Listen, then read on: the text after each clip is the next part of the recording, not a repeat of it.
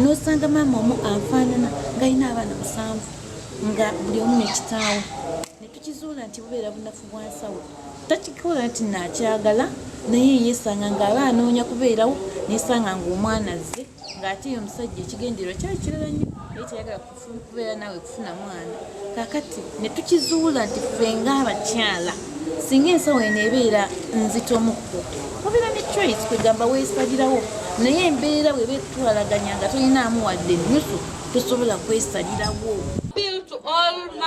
To all fellow albinism, women with albinism who feel like they want to get married. My sisters, you be critical.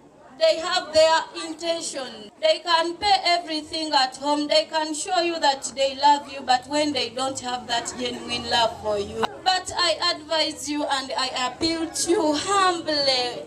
Opt for someone who is not rich.